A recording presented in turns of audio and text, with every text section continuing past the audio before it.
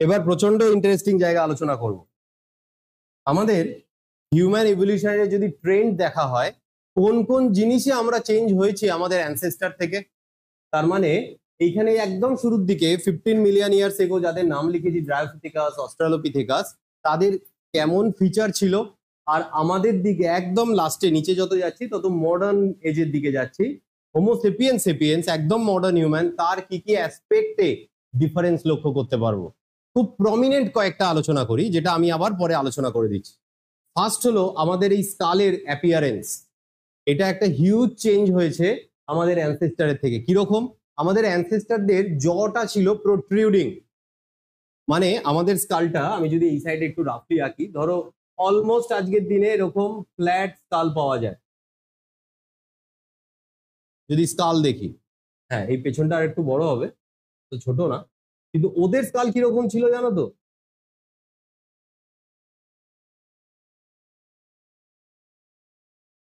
জয়ের জায়গাটা খেয়াল করো, ধরো এটা জ, আর আমাদের জ এই যে,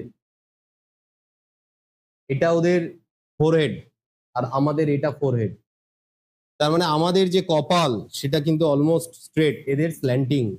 আমাদের যে জ, আপার জ লোয়ার জ, এটা স্ট্রেট ফ্ল্যাট, আর এদের ক্ষেত্রে প্রোট্রিউডিং। এই ফিচারটাকে বলা হয় প্রোগন্যাথাস ফেস। প্রো মানে এগিয়ে রয়েছে, গ্ন্যাথা মানে জ, আর এইটা আমাদের ফিচারটা হলো অর্থোগ্ন্যাথাস ফেস। তার মানে আমাদের যে গ্ন্যাথা মিনস জটা, এটা স্ট্রেট বা ফিক্সড। এটা একটা হিউজ ইভলিউশন, একদিনে হয়নি। আর আমাদের এইখানটায় দেখো কোনো ভুরুর কাছে রিজ নেই, আর এদের যে চোখ ছিল বুঝলে, এই যে প্রিমিটিভ মাঙ্কি, এদের এই ভুরুর কাছে একটা সলিড রিজ ছিল, এই ভুরুটা আইব্রো। আমাদের এখানে কিন্তু ফ্ল্যাট, খেয়াল করে দেখো কিচ্ছু নেই, এই স্কাল পুরো ফ্ল্যাট, চোখের গর্তে ঢুকে যাচ্ছে। আর ওদের ক্ষেত্রে এই জায়গাটা হিউজ মোটা একটা রিজ ছিল, যে কারণে ওদের চোখটা গর্তে ঢুকে আছে মনে হতো। তুমি ভেবো না এই চেঞ্জটা খুব সহজে হয়েছে, এই চেঞ্জটাই হতে কয়েক লক্ষ বছর লেগে গেছে। একটা হিউজ ইভলিউশন হয়েছে কিসের জানো? আমাদের অ্যানসেস্টারদের স্পাইনটা ছিল এরকম, আর আমাদের স্পাইন হলো এই রকম একদম। আমি তোমার সামনে যদি এরকম ভাবে দাঁড়াই, হ্যাঁ জামাটা ঢোল ঢালা, কিন্তু যদি আরো টাইট করে হয়, আমার এই জায়গাটাতে যে কার্ভটা আছে খেয়াল করো, এই কার্ভটা কিন্তু স্ট্রেট না। আমার ভার্টিব্রাল কলামটা কিন্তু এরকম স্ট্রেট না, আমার এই রকম জায়গায় ওয়েস্টের কাছে একটা কার্ভ ভেতরের দিকে আছে। আমার যারা অ্যানসেস্টার ছিল তাদের কার্ভটা পিঠের দিকে, ওরা কেমন ভাবে হাঁটতো? এরকম তো। এপ লাইক মাঙ্কিজরা কেমন ভাবে হাঁটতো? তাহলে ওদের ভার্টিব্রাল কলামটা ছিল বেন্ড, আর আমাদের শুধু সেই বেন্ডটাকে নালিফাই করিনি, আমরা আবার উল্টো দিকে আর একটা কার্ভ জেনারেট করেছি। খেয়াল করে দেখো, এটা শুধু স্ট্রেট হয়নি, প্লাস এটা স্ট্রেট হয়ে এইখানটায় আমরা আবার একটা কার্ভও দেখতে পাচ্ছি। This curve is known as lumber curve, কারণ এটা সার্ভাইকাল, থোরাসিক, লাম্বার রিজিয়ানে দেখা যায়, এখান থেকে শুরু হয়। লাম্বার আর মূলত স্যাক্রাল এই রিজিয়ানে থাকে, লাম্বার রিজিয়ান থেকে এই কার্ভটা শুরু হয়। এটা একটা ক্যারেক্টারিস্টিক পয়েন্ট কার? আধুনিক হিউম্যানের, মডার্ন হিউম্যানের। আমাদের এই চেঞ্জটা হতেও কয়েক লক্ষ বছর লেগেছে। ভার্টিব্রাল কলাম এখান থেকে এই জায়গায় এসছে। স্কিন, স্কিনের উপরে যে ওদের মোটা লোমের একটা আস্তরণ ছিল, সেটা কমে গেছে। এখানে যদি ওরকম ঠিক লোম থাকতো, আমাদের অনেকের ফেসিয়াল করা বা রেগুলার দাড়ি কাটার প্রয়োজন হতো না। সিম্প্যাথি দাড়ি কেটে লাভ হবে? কি কাটবে আর কোথায় রাখবে আর ছাড়বে? এই যে গায়ের স্কিনের যে লোম, হেয়ার, এটাও কমেছে, কিন্তু হিউজ পরিমাণে কমেছে। আর একটা ক্যারেক্টারিস্টিক্স বলি, আমাদের এই হাতটা দেখো, এক্ষেত্রে বুড়ো আঙুলের পজিশনটা দেখো বাকি আঙুলের থেকে অন্য জায়গায় আছে, এটা গ্রিপে হেল্প করে। এই আঙুলটা যদি এরকম না থেকে এর সাথে ফিক্সড হতো, যেরকমটা আমার পায়ে আছে, পা আর ক্যামেরা অব্দি তুলতে পারলাম না, যে যার নিজের পা দেখে না। পায়ের ক্ষেত্রে বুড়ো আঙুল কোথায় আছে? একদম এই আঙুলগুলো পাশে রয়েছে, সেটা কিন্তু গ্রিপ করতে পারবে না। তোমাকে আমি যদি বলি পা দিয়ে জলের বোতল তোলো, হ্যাঁ এরকম আমরা অনেক ফিজিক্যালি চ্যালেঞ্জড মানুষকে দেখেছি, যারা ছোটবেলা থেকে কিছু স্পেশাল ফিচার নিয়ে জন্মেছে যে কারণে পারে, বাট ওটা নর্মাল ফিচার নয়। আমরা কেউ কোনোভাবে পা দিয়ে জলের বোতল তুলতে পারবো না, গাছের ডাল ধরতে পারবো না, পাঁচিলে গ্রিপ করতে পারবো না, যেটা হাত দিয়ে পারবো। পারবো? কিন্তু তোমাদের একটা মজাদার তথ্য দিই, আমাদের কয়েক লক্ষ বছর আগে এই পায়েরও বুড়ো আঙুল, যেটাকে হ্যালাক্স বলে, এটা এই জায়গায় ছিল। আমাদের যারা অ্যানসেস্টার বা এখনো দিনের যা হনুমান চোখে পড়ে, তার পায়ের বুড়ো আঙুল খেয়াল করো তো, তার কিন্তু গ্রিপের ক্ষমতা আছে। যদিও সেটা অনেকটা প্রাচীন নয়, তারাও ইভলভ হয়েছে, কিন্তু তারও গ্রিপ করার ক্ষমতা আছে, যেটা আমার পায়ের নেই, তোমার পায়ের নেই। তুমি লাফ মেরে একটা গাছের ডালকে গ্রিপ করতে পারবে না পা দিয়ে, হাত দিয়ে তাও পারতে পারো। তার মানে আমাদের হাতের বুড়ো আঙুলটা যে জায়গায় আছে এবং গ্রিপ করতে সাহায্য করে, আমাদের পায়ের বুড়ো আঙুল একসময় সেটা ছিল, সেটার থেকে পাশে চলে এসে ফিক্সড টেবিল পোর্শনে চলে এসছে, এবং আমরা বুড়ো আঙুল সেরকম ইউজও করতে পারি না। পায়ের বুড়ো আঙুল, great toe of the feet, is known as hallux. এইটার পজিশন কেন চেঞ্জ হয়েছে জানো? কারণ আমরা গাছ ছেড়ে দিয়ে এবার ল্যান্ডে বাইপেডাল লোকোমোশনে অভ্যস্ত হচ্ছিলাম। আমরা ক্রমশ চেষ্টা করছিলাম এই মোড থেকে এই মোডে দাঁড়াতে, এবং শুধু দাঁড়াতে না, দৌড়াতেও। আমরা বেশ কিছুটা ভালো দৌড়াতে পারি, সেটা দুই পায়েই পারি। এমন অনেক ক্রিয়েচার আছে যারা চার পায়ে, টেট্রাপোডন্স, চার পায়ে খুব ভালো দৌড়ায়। আমরা হয়তো ওরকম পারবো না, কিন্তু আমরা দুই পায়েও ভালো দৌড়াই। আর এটা কিন্তু খুব চ্যালেঞ্জিং। তুমি একটা ঘোড়াকে দু পায়ে দৌড়াতে বলো, পারবে না। কিন্তু হনুমানরা যেভাবে স্পিডে যেতে পারে, ওরা ঠিক দৌড়ায় না, ওরা লাফালাফি করে। হনুমানের লাফালাফি স্পিডের সাথে পারা যায় না, কারণ ওদের গ্র্যাসপিং এবিলিটি অনেক বেশি। ওরা এই গাছের ডাল, ওইখানে লাফালাফিটা ওরা বেশি করতে পারে। আমরা ওটা হারার চেষ্টা করছিলাম। আমরা ল্যান্ডে আসছিলাম, আমরা এবার আর গাছের খাবার খেতে চাইছিলাম না, আমরা এবার অ্যানিমালকে শিকার করে খাওয়ার চেষ্টা করছিলাম।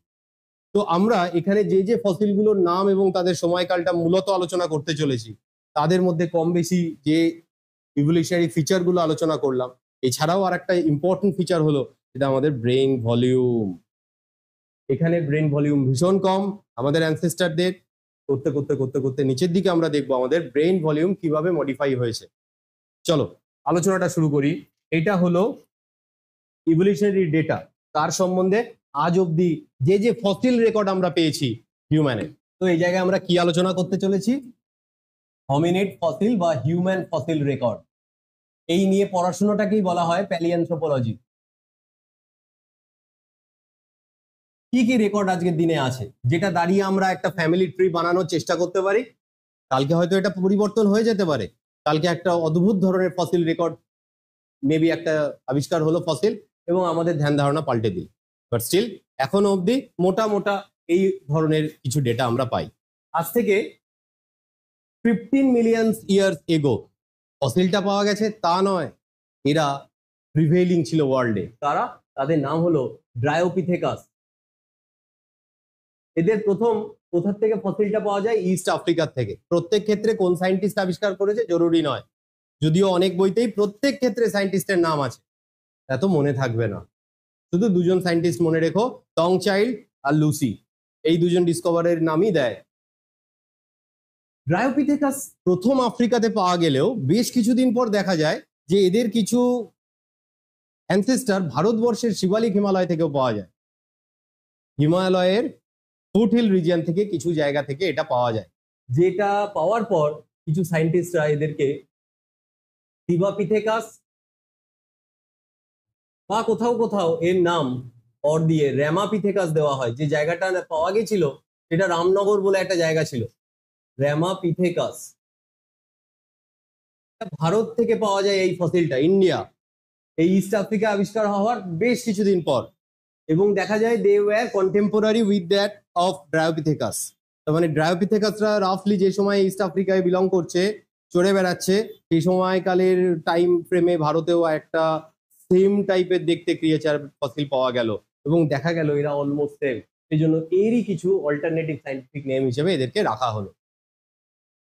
তারপরে এটা কিন্তু এরম ভেবো না যে এই ফসিলগুলো সব পরপর পাওয়া গেছে, এবং এদের ফসিল ডিসকভারির সিরিয়ালি আমি এটাকে সাজিয়েছি, তা নয়। কিন্তু এক একটা ফসিল এক একটা টাইম ফ্রেমে পাওয়া গেছে, কোনোটা 1990, কোনোটা 2012, কোনোটা 2000 সাল। কিন্তু আজকের দিনে যে কটা ফসিল রেকর্ড আমার হাতে আছে, স্টুডেন্টকে পড়ানোর মতো, তাদেরকে আমি মোটামুটি পরপর সাজিয়েছি তাদের ক্রোনোলজিক্যাল এজ অনুযায়ী। ব্যাপারটা বোঝাতে পারছি?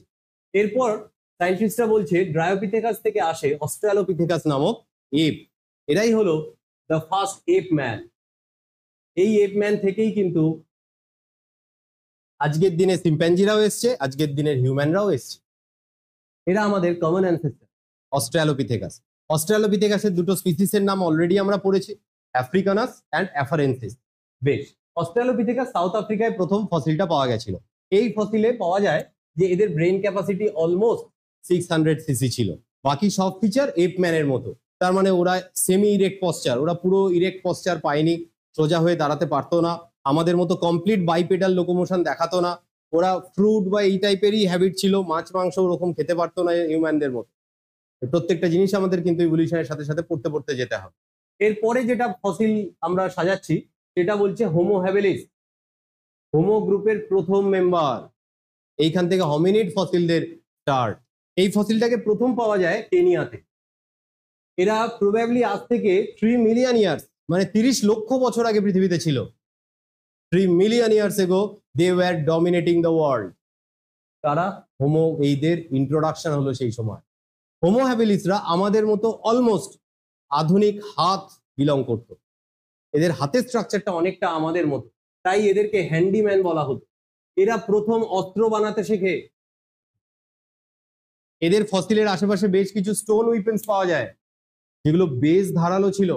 হোমো হ্যাবিলিস প্রথম ক্রিয়েচার যারা শিকার করা শিখলো। এরা মোটামুটি পুরোপুরি না হলেও অনেকটা ফল বা গাছের পাতা খাওয়া বন্ধ করা শুরু করলো। এরা কিন্তু খেত, কিন্তু এরা আস্তে আস্তে বড় শিকার লাইক বড় হাতি, ম্যামথ বা গন্ডার বা এরকম কিছু বড় শিকার করা অভ্যাস করা শুরু করলো।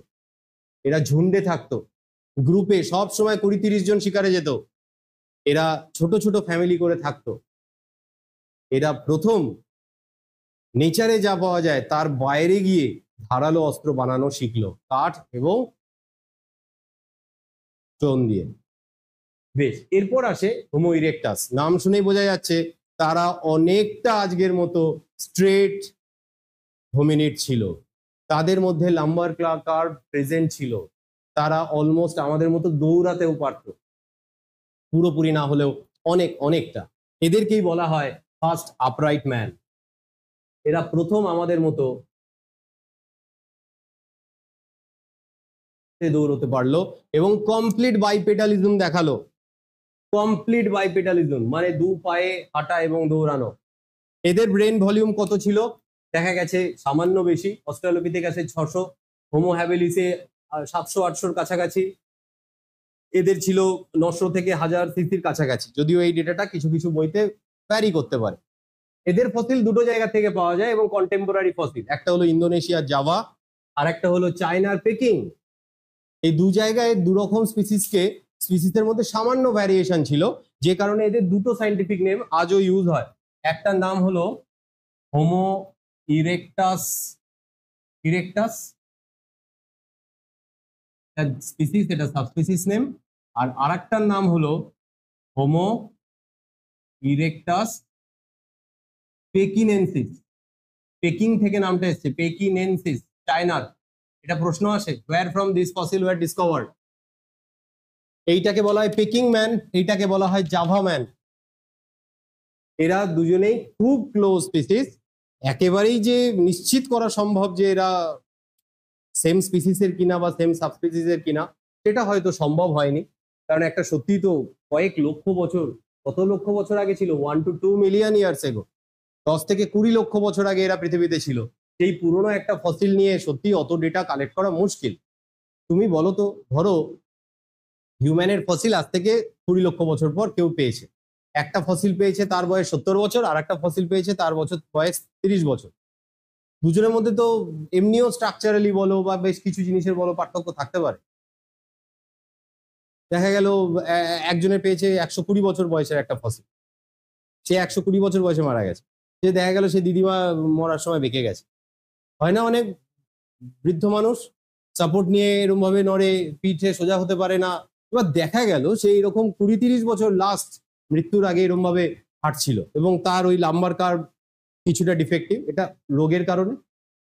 তো ওর ফসিল পেলে তাহলে কি দাঁড়াবে ডেরিভেশন? যে ও আচ্ছা হিউম্যানদের লাম্বার কাট ছিল না। তার জয়েন্ট দেখা গেল আর্থারাইটিসে নষ্ট হয়ে গেছে, তার জয়েন্ট গুলো পেয়ে কি কি ডিরাইভ করবে, আচ্ছা হিউম্যানদের ঠিকই আছে, এখানে ফ্যালেঞ্জেস গুলো এরকম ছিল বটে, কিন্তু জয়েন্ট গুলো মুভেবল ছিল না, খুব কাছাকাছি ছিল না। অনেক কিছুর উপর ডিরাইভ করে। তুমি তুমি কার কার ফসিল পেয়েছো, তার এজ কি, তার কোনো জেনেটিক ডিজিজ নেই তো, তুমি একটা ডাউন সিনড্রোমের, একটা টার্নার সিনড্রোমের ফসিল পাওনি তো, সবকিছুই ডিপেন্ড করে। সুতরাং একটা ফসিল পেয়ে একটা গ্রুপকে, ইটস ভেরি টাফ। তুমি অন্তত যদি 100টা ফসিল একটা গ্রুপের পাও, তখনই গিয়ে একটা কমন ডেরিভেশনে আসে, probably this and those may be the characteristics of that group. কিন্তু একটা ফসিলের মাধ্যমে এটা ডিটারমাইন করা খুব টাফ। চলো সময়কাল আমরা আরেকটু এগোই। এরপরে আমাদের কিছু স্পিসিসের লেভেলে দেখলাম চেঞ্জ আসা শুরু হলো। সেটা সাল কত? প্রায় 2 মিলিয়ন ইয়ার্স এগো ছিল। আচ্ছা, আর একটা ডেটা আমি দিয়ে রাখি।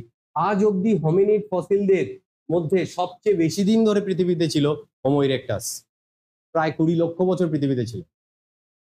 এরা বহু এমন এমন অনেক ফসিল পাওয়া গেছে যেটা আজ থেকে প্রায় 50,000 বছর বা 1 লক্ষ বছর আগে, বেশি দিন না। এসছে কত বছর আগে? প্রায় 20 লক্ষ, প্রবাবলি কিছুটা তারও আগে। আর কিছু এমনও ফসিল পাওয়া গেছে কার, হোমো ইরেক্টাসের, যারা বেশি দিন আগেকার না, 50,000 বা 1 লক্ষ বছর। তার মানে এরা almost 1 million or 2 million years পৃথিবীতে ছিল, আজকে নেই। আমাদের হোমিনিড যত ফসিল আছে তার মধ্যে সবচেয়ে লং লাস্টিং ফসিল হলো হোমো ইরেক্টাস। এরা সবচেয়ে বেশি দিন পৃথিবীতে বাঁচতে পেরেছে। কিন্তু এটা ভীষণ রহস্যের, তো সাকসেসফুল একটা ক্রিয়েচার 20 লক্ষ বছর পৃথিবীতে থাকলো, হারিয়ে গেল কেন? আমাদের হিস্ট্রি কিন্তু পৃথিবীতে 20 লক্ষ বছর হয়নি, এখন মাত্র 25-30 হাজার বছর। ও 20 লক্ষ বছর ছিল পৃথিবীতে। যদি 15 লক্ষ বছরও হয়, তাহলে যথেষ্ট সাকসেসফুল একটা স্পিসিস, হারিয়ে গেল কেন? এটা জাস্টিফিকেশন কিন্তু আমাদের হাতে নেই এই মুহূর্তে। চলে আসি পরেরটায়, হোমো রোডেসিয়েন্সিস। এই ফসিলটা জিম্বাবুয়েতে পাওয়া যায়, রোডেসিয়ান ম্যান বলে এদেরকে।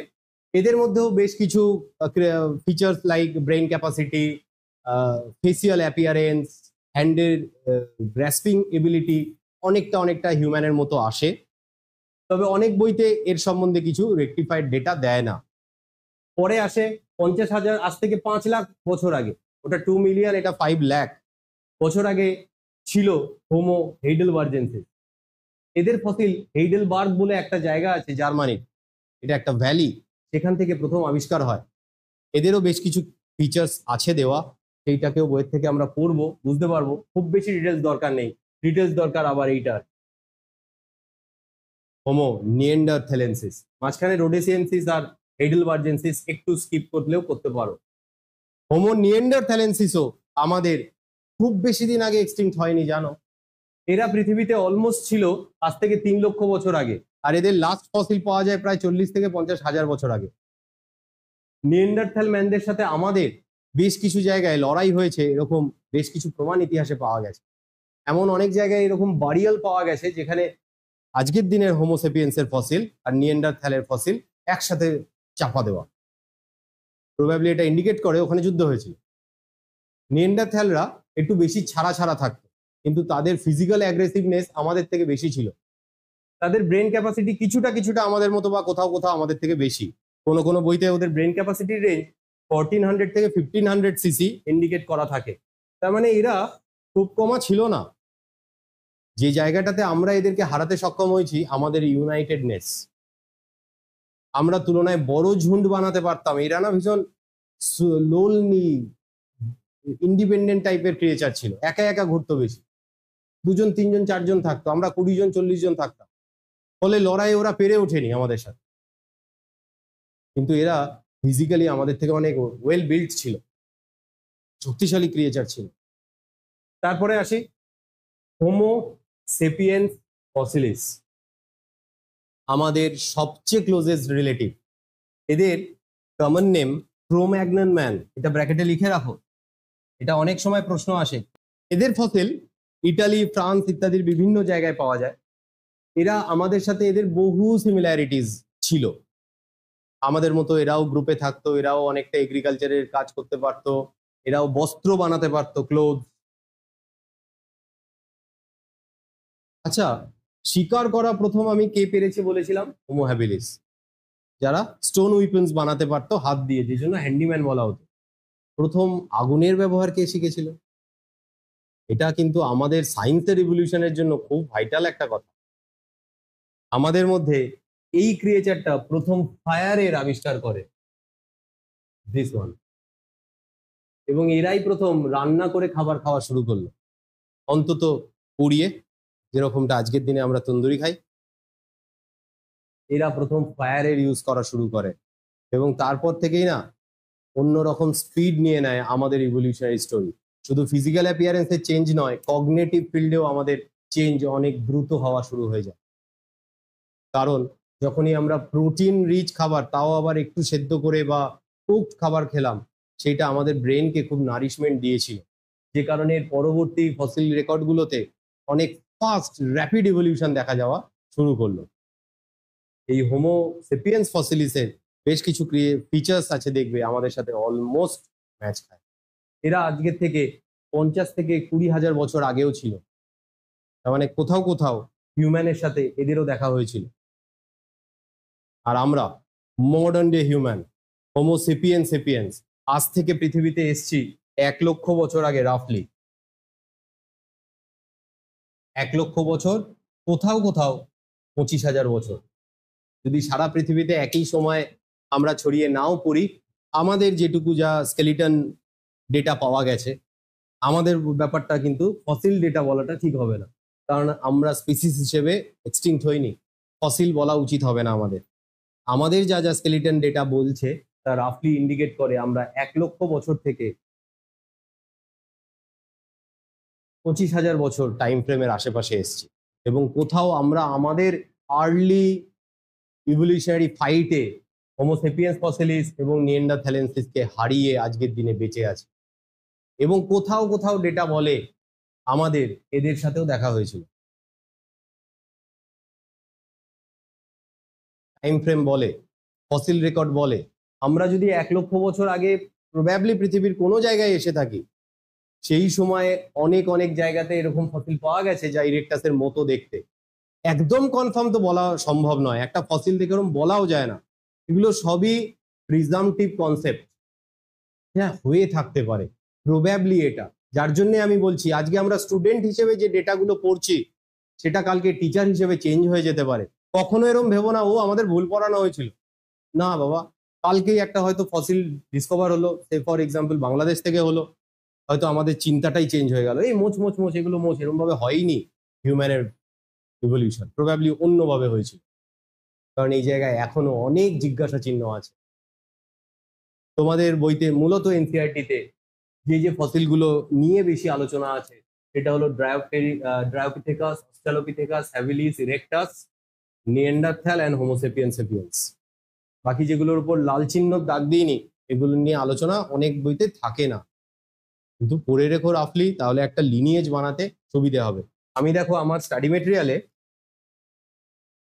একটা গ্রাফ দিয়েছি, এটা জাস্ট পার্সোনাল ইন্টারেস্টের জন্য, তোমার আমার উভয়েরই, কোনো দরকার নেই মুখস্থ করার, শুধু দেখতে পারো যে এখানে এখনো সত্যিই অনেক ইফস অ্যান্ড বাটস আছে, কিছু জিজ্ঞাসা চিহ্ন আছে যেটা সলভ হয়নি। এটা কোনো মুখস্থ করার দরকার নেই। এই স্কালগুলো একটা রিলেটিভ অ্যাপিয়ারেন্স বুঝতে আমাদের সাহায্য করবে, প্রবাবলি আমরা কিভাবে চেঞ্জ হয়েছি। তোমার আঁকার দরকার নেই কিন্তু কোনোটা। এইখানে হিউম্যানরা কিভাবে চেঞ্জ হয়েছে, কোনো হোমিনিড ফসিল লম্বা ছিল, কোনোটা বেটে ছিল, কিছুটা সোজা হয়ে দাঁড়াতো, কোনোটা ঝুঁকে দাঁড়াতো, কোনোটা আঁকবে না। এগুলো সব তোমাদের যাতে পড়ার প্রতি আগ্রহ বাড়ে, পড়তে গিয়ে কিছু ডেটা ডেফিসিয়েন্সি না হয় সে কারণে দেওয়া। তোমরা মুখস্থ করবে ভালো করে এই চার্টটা।